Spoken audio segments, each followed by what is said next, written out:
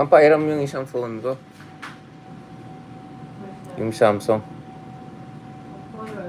The gray one, either the silver one or...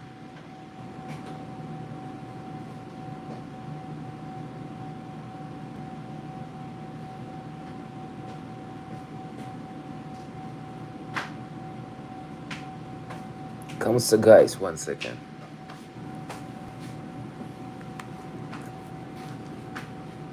Yung isa kaya, yung isang gray na, yung Fold 6. Wala kaya doon sa loob ng bag na black? Ma, pati nga yung sa loob ng black bag. Wala bang ibang cellphone dyan? Yung gray. Thank you. Salamat. Ito, the best.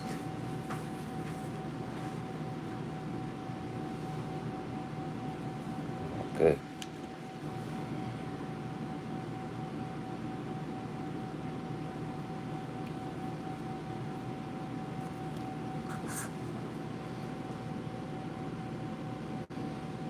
Para sa bayan.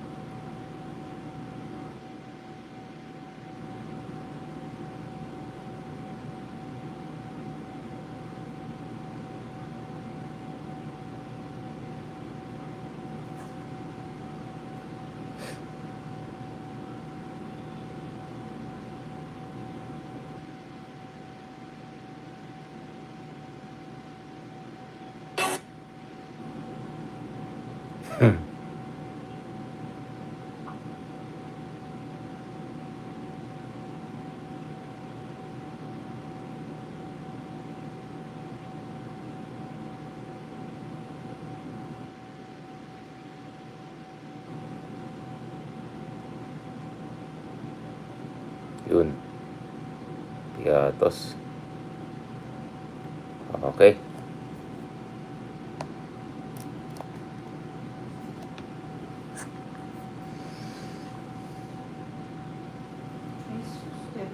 I'm live. Baka may sasabihin ka, Mother. Para ka ng Ronald Llamas eh. Mother? Ay, live na pala tayo. Ayan na. Kamusta mga kameta? Medyo tapusin na natin tong weekender natin. Kailangan ko magpahinga. Daming ganap. That was a crazy week. But I think we're ending on a very good note, guys. Kasi sa akin palagay, ito, si Richard, daming pabebe, daming introduction na yun naman. Kasi wala kasi kayong appreciation ng ng Socratic method, diba? Kaya talaga, wala kayong idea. Do you think when Socrates would go sa gitna ng agora, he'll start with signposting all his arguments and all? That's not how it works, guys. At vlogging yan. At alam niyo naman, itong podcast natin is just one among many podcasts we do, including the more serious ones. Ginagawa natin mga podcasts. Hopefully, dun sa isang podcast natin supported by the European Parliament, we're hoping to have live events. I'm pushing for one live event dito sa Manila next year. When we're gonna take over as ASEAN chairman, and then God willing also one in Europe kasi it's about Europe Asia relations. So that's isa pang yun ang isang podcast natin, The Bridge. And then of course yung long conversation natin sa One News TV5 naman. Shout out naman again kay Professor Leloy Claudio at sa kanyang upcoming book later this year, The Empire of Austerity, di ba? Magandang analysis yung binibigay ni Leloy for us to understand bakit ang Pilipinas na napakahina yung ating manufacturing and bakit halos wala tayong industrial policy discussion sa ating bansa until now, no? So that's a fascinating discussion. I hope folks will look forward to. So yun yung more serious natin. Itong vlogs natin dito, we're having fun here. But while we're having fun, we want to be also quite serious because seryosong issue mga pinag-usapan natin. Let me just say, guys, I'm quite optimistic na the momentum is there. I think it's very important that a couple of senators na inexpect natin na at the very least centrist, if not even sympathetic to Sara Duterte, ay lumabas na at pati sila nagsasabi ngayon na constitutional duty ng Senado na magkaroon ng trial. Nakita din natin yung mga incoming senators and veterans, including one who's positioning to be the Senate President, is on the offensive very aggressively, questioning itong alleged delaying tactics, if not abuse of power, by the current Senate President. So I think the stars are aligning para magkaroon ng at the very least a trial. But katulad ng sinabi ko, for a trial to happen per se, hindi ito sapat. Many different elements have to come together, and we have to also learn lessons from past impeachment cases, whether ito yung impeachment case nung panahon ni Chief Justice Corona or yung panahon ni Erap Estrada. So, pag-usapan natin yan. First of all, let's go to this, guys. Ako, to be honest, I was always cautiously optimistic na mangyayari talaga yung trial na yan. And my worry more was whether the rules of the trial would be optimal enough para makita ng tao talaga yung preponderance of evidence when it comes to allegations of abuse of power. So my concern was more the mechanics at yung robustness ng trial than the trial itself. Nevertheless, guys, because napakalantaran po yung effort ng Team Piatos, I think they have to be called really Team Piatos, to even kill the possibility of trial. Sa akin palagay, nag-backfire talaga ito ng big time. I'm not talking about Chiz by the way. Ibang usapan pa si ibang level yung kay Chiz. But I'm talking about, for instance, si Bato. Diba? Yung alleged, I don't know how to put it, alleged. Well, kiniklaim na sa kanya galing, but apparently, ayon kay Amy Marcos, may mga multiple versions. But anyway, clearly yung mga Team Piatos dyan, they don't want even a trial to happen. Now, interestingly, that could be a reflection of two opposite tendencies at once. Sa isang banda, pwede mo sabihin, dahil napaka-kampante nila, pagkatapos ng elections, dahil sobrang nag-underperform yung administrasyon, number 1 si Bongo, almost number 2 si Bato, nakapasok pa si Marcoleta, top number 6 pa, and then by the skin of her teeth, nakapasok pa si Amy, si Camille din nakapasok. So some would say, okay, maybe sa sobrang nalasing sa triumphalism, naging maximalist masyado. Kaya ngayon, lantaran na gusto na nila i-shut down. I mean, for Bato to even come out and claim na sa kanya galing yon, so unabashedly, diba? That tells you that there's an element of triumphalist, I would say arrogance almost there. At the same time, kutob ko, and both of these two things can go together.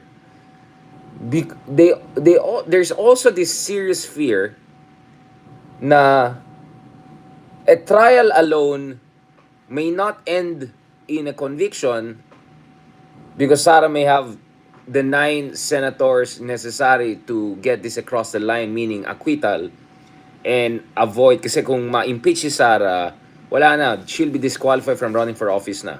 So, goodbye 2028, goodbye forever, right? And with Digong likely there in ICC for the rest, di ba? And if Sara is also out of the equation, it's you know, again, nothing is impossible, but it's hard to see how ma-fill up yung vacuum na yan eh. We already see that Sara's approvals are way lower than her dad.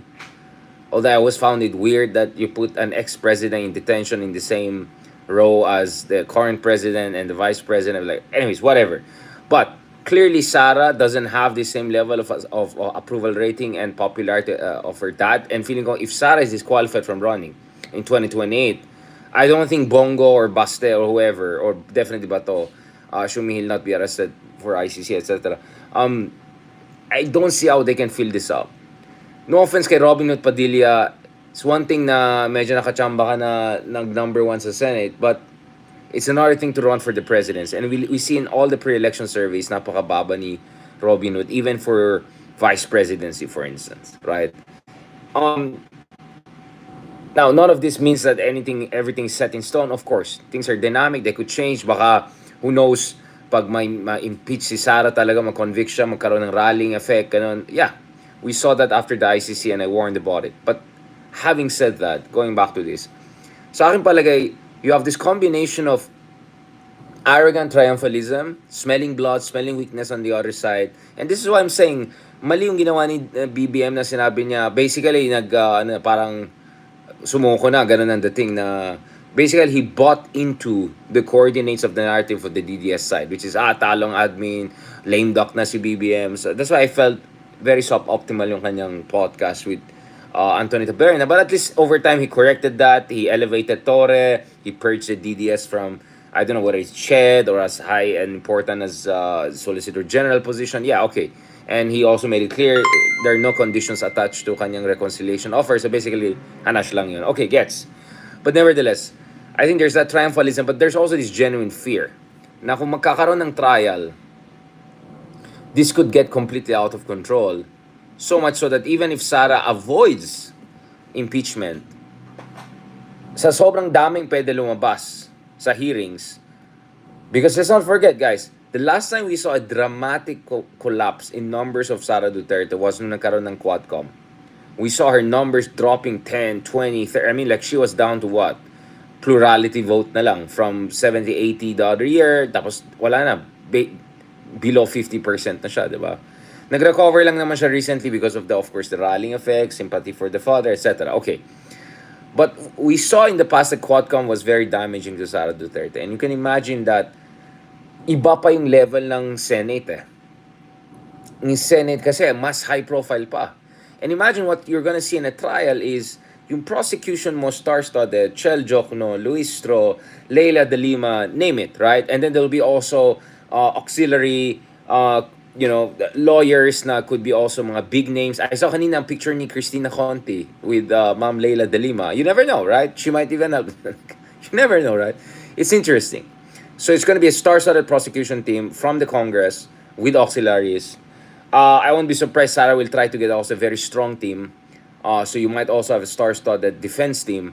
And then just a spectacle of Robin Hood Padilla in judge, in yung mga trial judge robe, di ba? Yung mga talagang purple, royal purple, sing batos, nagda-drama yan for sure, 100%. You know, like, the whole pageantry, if I can put it that way, blockbuster yan, guys. Production level yan. So, and that's what's potentially scary if you're in the Team Piatos, right? Which is like, whoa, this could get out of control. Kasi if majority of politicos are really looking at public opinion, ratings, alam natin sa Quadcom, klarong-klaro na conscious yung mga politiko, oy, mataas ang ganito, ganyan, or since hindi in isolation yung trial, and the trial is not gonna be one day, one-off event, you can imagine that things could get out of control very fast for Team Piatos. Which is, baka, even if yung mga pitik-pitik sa una, yung sa charges, once the prosecution comes ahead, puts forward the cases, and then the next thing you know, there'll be pressure in the Senate to demand for, basically, show me the money trail. Right? And then from there, it could get out of control. And then you can also imagine na the 9 senators or 11 senators, whoever, depending on how you count it, yung mga mag-acquit sa kanya, this could be also super damaging to those senators because they'll be seen as basically Team Piatos. Well, maybe it doesn't apply to Bato or Robin Hood, but I'm talking about the other ones, right? And speaking of the other ones, na you would have suspected na sympathetic kay Sara, I think it's quite important a number of senators, centrist senators, to put it most safely, have come out, right? Whether it's Sherwin Gatchalian, whether it's the good one, si JV, we know that historically they have good relationship with Duterte's. Let's just say they're in the center. For them to come out and say, different version I mean, Sherwin was basically categorical na, yeah, there should be a trial. Hindi natin maiwasan yan, right? And then JV basically arguing that, well, marami tayong kailangang gawin, so sana we do na this trial para matapos na, diba? Although, of course, we had some healthy debate with the good senator, whereby I said, well, I'm all for infrastructure investments and all, pero kung banana republic tayo, wala talagang mag-invest sa ating bansa. Isa sa dahilan na pag-iwanan tayo is because wala tayong rule of law. Ilang bansa sa ating kontinente,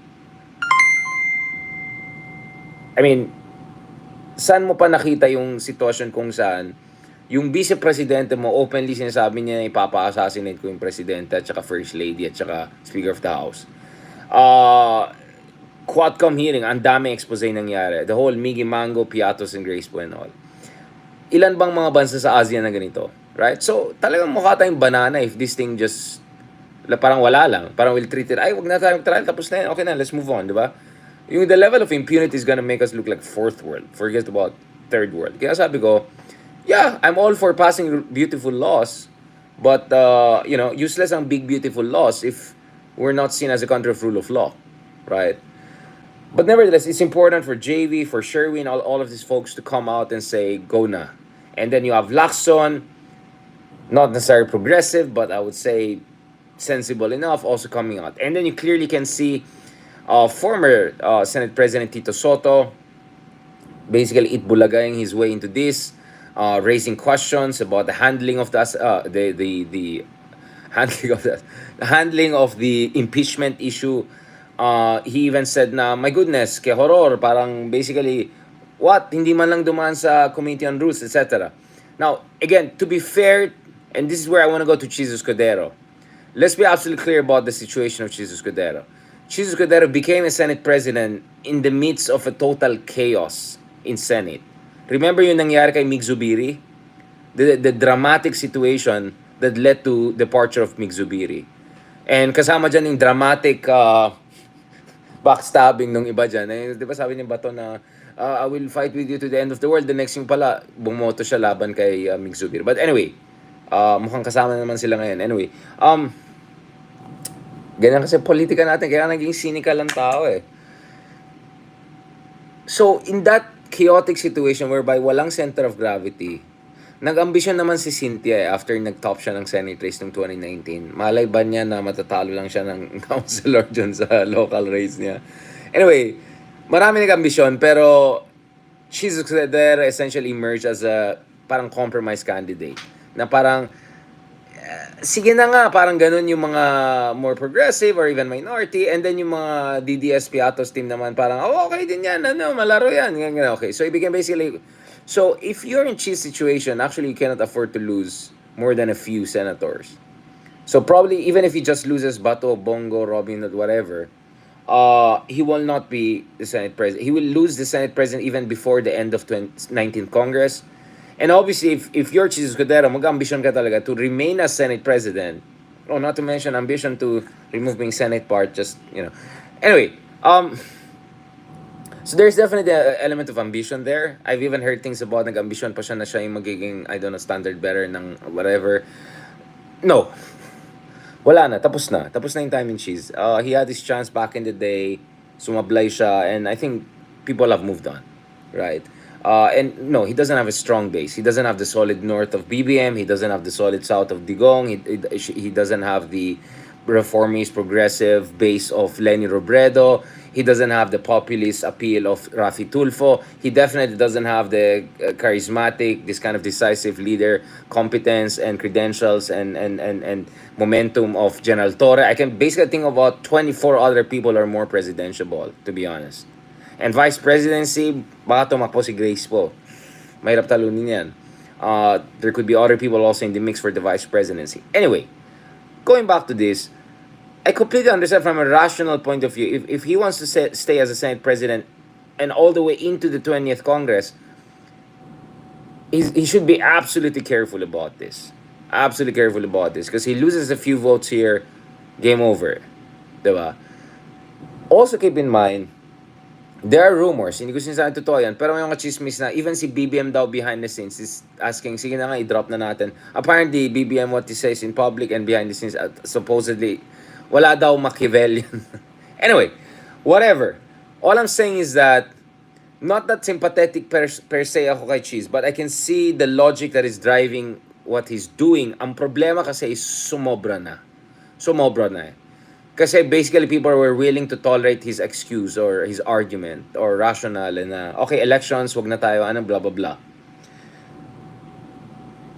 But June 2 na, and then delay na naman to June 11, and then like, oh, my goodness, medyo na yan, medyo sumobra na yan. I think he overdid it. Okay, I think he absolutely overdid it, and I think he absolutely did not expect ganyan yung backlash. Like, good luck talaga sa kanya. Like, grabe. Grabe yung backlash sa kanya, right and left, from all sides. And there's gonna be trial eventually. His hands are gonna be forced. So it's not like DDS people will also see him as a champion. So he's gonna end up alienating practically all sides, right? So I think he overcorrected here, if we can put it that way. The fact that he was able to drag it all the way to June, because last time I checked, I mean Marcos was able to hear what, one, two, three, nakailang hearing siya sa gitna ng elections. And if you were actually to follow the analysis of much more accomplished lawyers or legal minds like Coco Pimentel. Not a fan of the guy kasi DDS yan back in the day, but whatever. In fairness, Coco Pimentel has been a very eloquent, basically, budul buster ng itong mga delaying tactics na yan. Klarong-klaro, hindi lang forthwith dun sa ating saligang batas, klarong-klaro din sa rules mismo ng Senado na kung kailan meron kang overlap, kung saan meron kang pending legislation and at the same time meron ka rin trial, impeachment trial. Unahin mo na yung impeachment trial para hindi nakalutang yung opisyales. So you give urgent priority, 'di ba?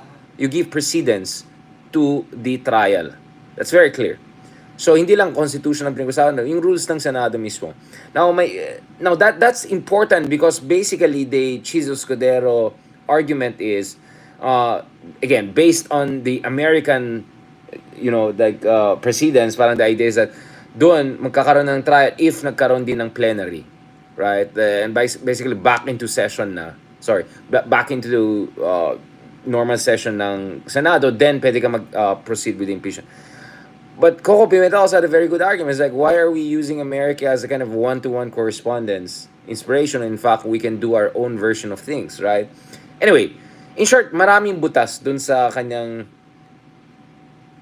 seeming delaying tactics, right? Kasi I think pushing it to June 2, medyo then when he delayed it again, I think, and then nung lumabas na si Bato pa, ganyan, they were trying to nip this in the bud and prevent the riot.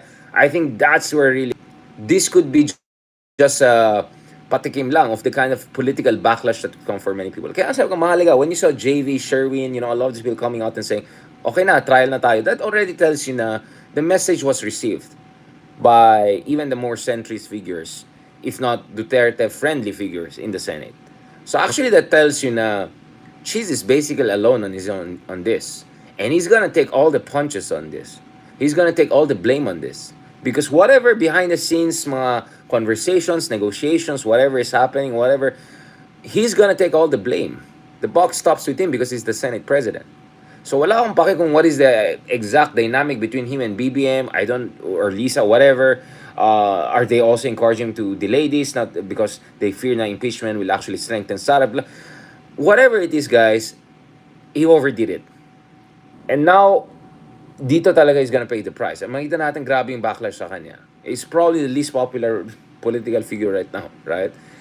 Or national political figure for that matter. So, that takes us to the next important issue. I think meron na tayong critical mass ng ating mga kaubayan na mobilize, na galit na.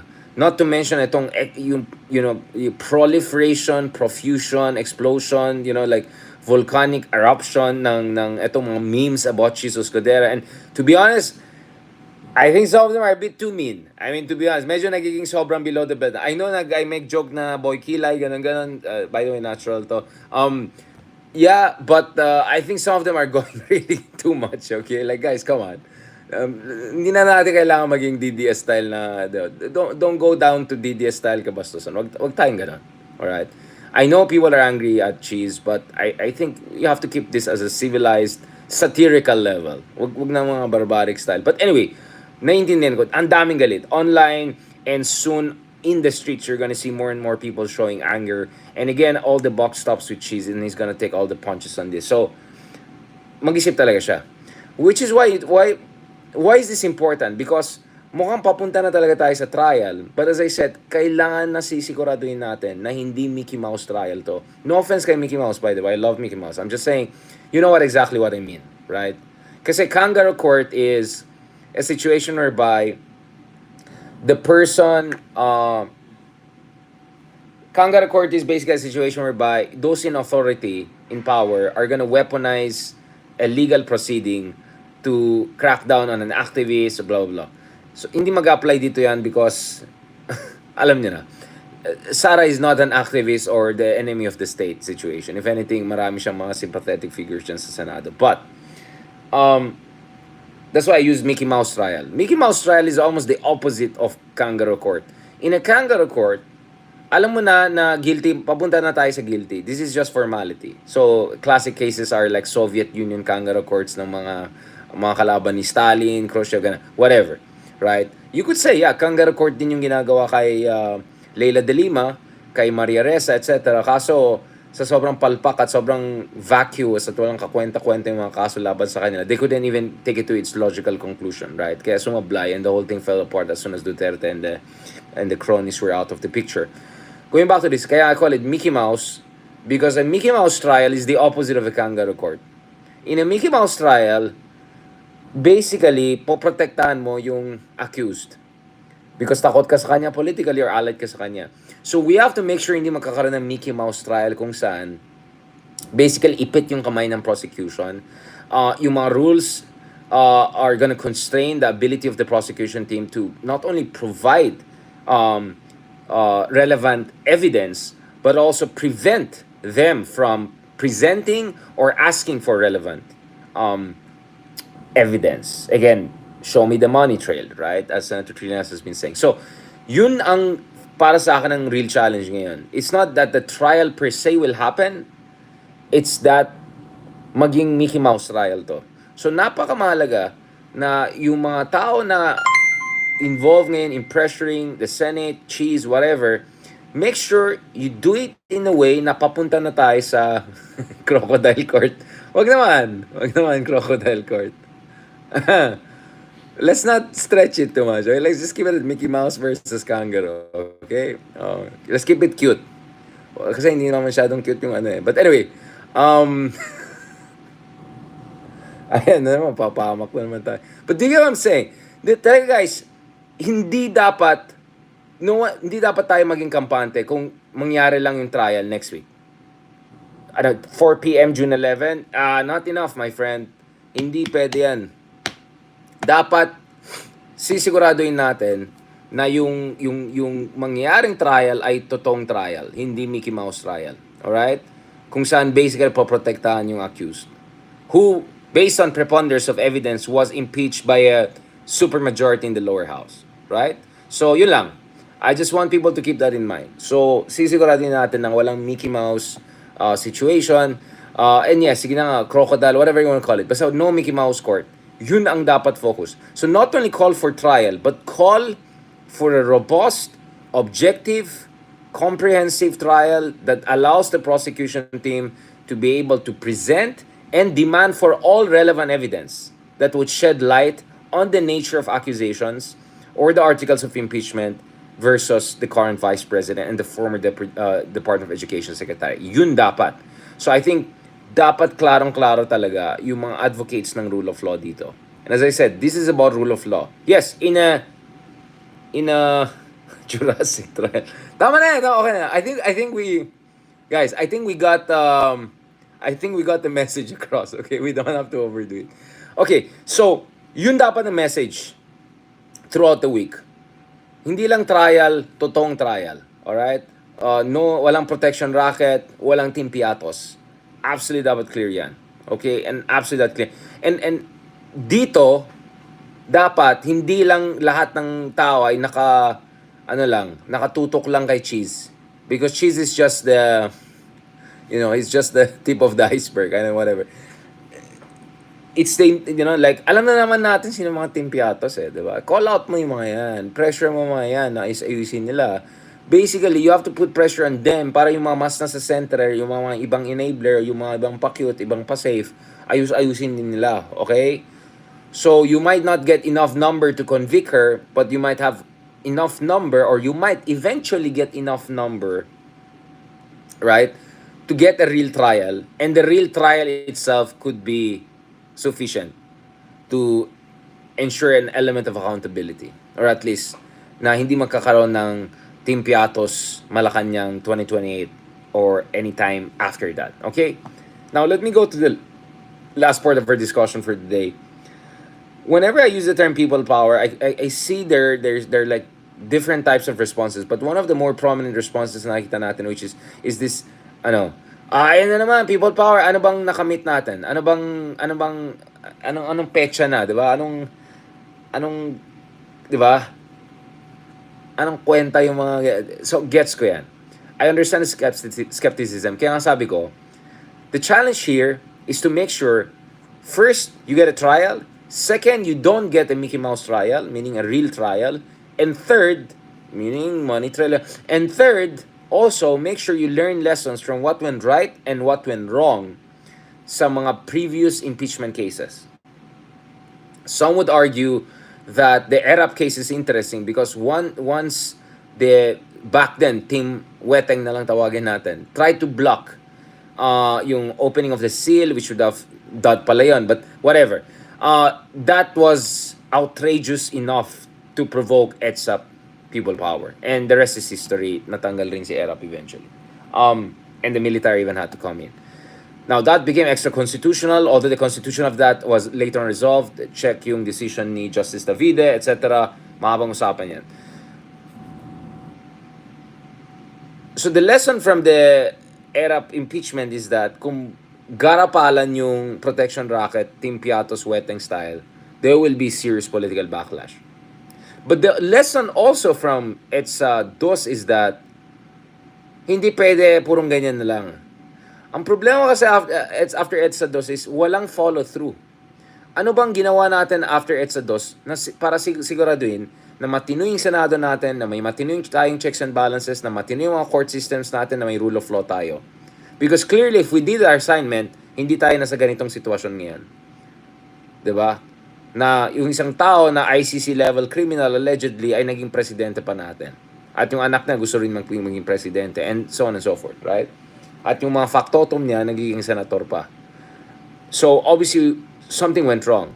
Now that doesn't mean mali yung people power response to the brazen impunity that some senators were trying to secure for ERAP. It just means that may pagkakulang in terms of follow-through. And that's always the problem sa atin eh. I always see that. We do something nice and then wala nang follow-through. Diba? Yung mga ganyan style, hindi pwede yan. Kaya nga ganyan tayo eh. Walang follow-through. I mean, that was also my criticism of BBM. Walang follow-through. Okay, ICC, arrest Digong, and then what? How are you gonna justify that? Ano narrative mo? Are you gonna show the real victims? How are you gonna make sure na this is legitimized in the eyes of majority people? Walang follow-through tuloy. Diba? Tumulong pa sa kabilang kampo. Nag-backfire pa. But anyway, so there are two lessons from the ERAP situation. One is, kung garapalan yung gagawin ng mga senador, there will be political consequences. And potentially chaotic, political chaos, right? Which I don't endorse, by the way, to be absolutely clear about it. Because the whole point is to make sure na hindi kailangan na magkaroon tayo ng extra constitutional, because you want to make sure that your existing institution do the job. And then the Corona one, I felt, I was working in the Congress back then, and I could hear from different people, including bureaucrats inside the Congress na walang partisan, na feeling nila medyo, it got a little bit out of control and it was a little bit overzealous. And I think there's a school of thought, maybe Sir Ronald will not agree with me, but there's a school of thought that says, actually Corona would not have protected Arroyo, and that was a kind of basically overkill.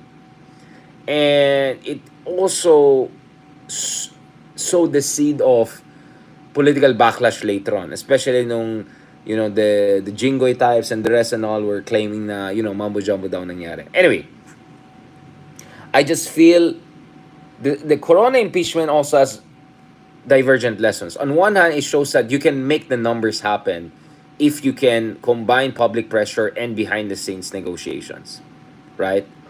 So that's the lesson from the Corona example. But the other lesson also from Corona example is you cannot make this look like kangaroo court or talagang bardagulan, right? Or political persecution. So that's where the messaging and all will be also very important. Okay? So in short, each of those impeachment proceedings have divergent lessons.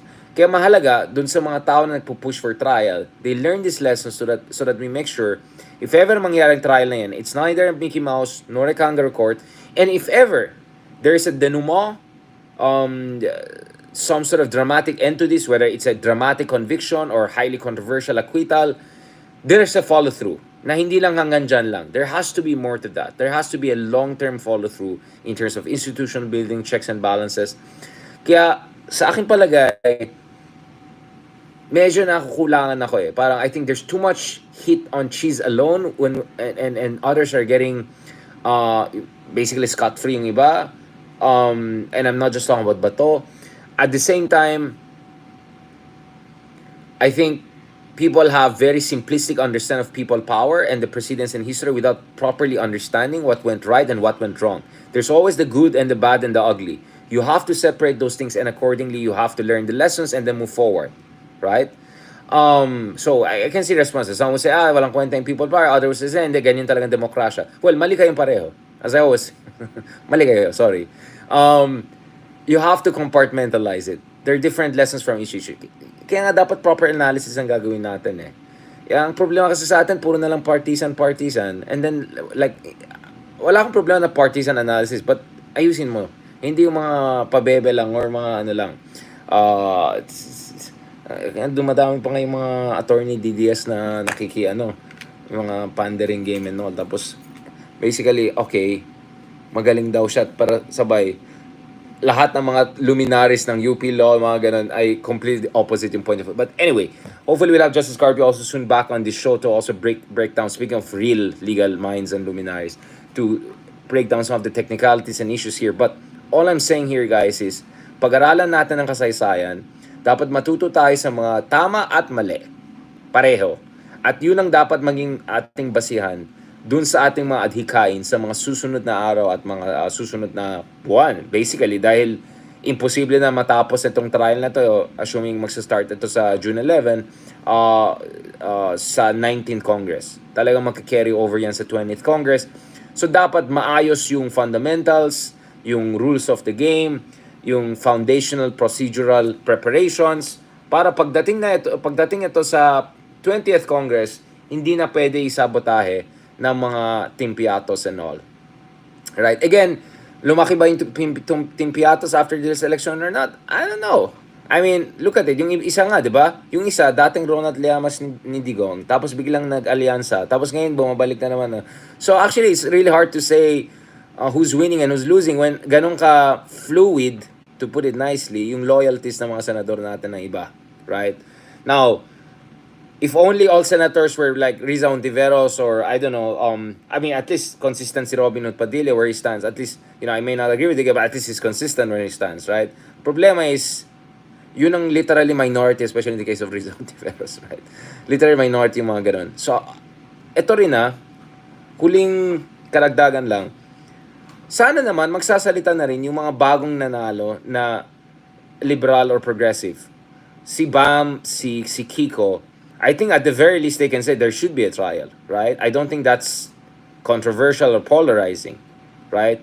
If you have senators who are even close to Sara's side saying na constitutional duty natin yan, I want to hear that from Kiko more. I want to hear that more from Bam. So during election, naintindihan ko, pa-safe yung iba dyan.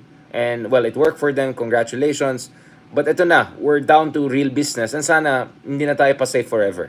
Right? We already have enough pa-safe senators there. So sana naman ibang mga liberal progressive senators na nakalusot, and more than nakalusot, they use their momentum and mandate for the best. Kasi kawawa naman si Riza Ontiveros, mag-isa lang siya. And Coco Pimentel is on the way out. And, in a different world, Coco Pimentel would have been also one of the finer legal minds to make the case for this trial. Although sablay naman yung take niya sa mga ibang issues dahil sa kanyang DDS background. But anyway, all I want to say is I want to see more from Kiko, from Bam, and these people. I'm not hearing enough. Maybe maybe there's something wrong with my algorithm. Maybe I have to do more research. But please forward to me because I want to see the intensity of their intervention on this issue. All right? Because Mark Coleta already has spoken on this issue. Sabi niya dapat walang trial, di ba? So I think there's no excuse here to be wishy-washy or prevaricate. On that note, maraming salamat. Thank you so much guys for following us throughout the week. Na na po natin ng mga different episodes, more episodes to come. Some of them you can catch the live version, but the more finalist version, it takes some time. But hopefully, more and more of that will be updated, including isa sa studio natin with Sir Ronald. And then, of course, yung iba, RRM, RRMC, lumabas na. Yung isang RNR, ina-edit pa, but hopefully we'll get them also. Go to our YouTube channel. That's already there. And also, some of them have been posted already here. So I appreciate your support, guys. Thank you so much sa inyong pagmamahal. At sana tuloy-tuloy lang itong momentum natin in terms of the call for accountability. Because kung walang accountability at purong impunity, especially yung Team Piatos level impunity, ay medyo fourth world level na tayo. At good luck talaga. Hindi tayo siseryosoy ng investors. We're not gonna be taken seriously by anyone. Right? So if you want the Philippines to develop, the first thing you want to fix is rule of law and accountability. Because that's what top investors and people who can bring manufacturing the best thing to bring to our country. By the way, I'm just making that argument for those who are making the supposed pragmatic argument. But our argument should be much more aspirational, much more principled, and by the way, constitutional. Sa ating saligang batas dapat to. Alright? Sa ating dapat mga prinsipyo ang mga bagay na ito bilang mga mamamayan ng isang demokratikong bansa. Alright? At malapit na rin yung Independence Day natin. Sana naman, di ba? Baka naman. On that note, thank you very much. Maraming salamat. Thank you rin sa mga trolls natin dyan for helping us with engagement. But it's not like we need you too much. But guys, wag na naman kayo mean. Let's not go down to their level. We're better. When they go low, we go a bit low and then we go high. Right? Alright, on that note, thank you very much. God bless, and don't forget to follow us on different platforms. Thank you for your stars. Thank you for your support. Thank you for the stickers and all sorts of different ways of showing your love and your investment, hopefully, sense of emotional investment at the very least, and ethical investments dito sa ating maliit na proyekto. God bless, and adios. Talk to you soon. Salamat, guys. Don't forget the membership, etc. Ayusin ko pa yung mga, alam ko may utang ko sa mga members. But in-upload ko kay Sir Ronald na Cool Pals episode. I-upload ko yung ibang Cool Pals episode. So, some of the specials natin, I'll just make it exclusively available only to our members. Okay? So, sana naman at the price of a single Nespresso or you can be a member. So, really, really appreciate natin yan. Si Ma'am Noemi, tatlong level, next level yung membership.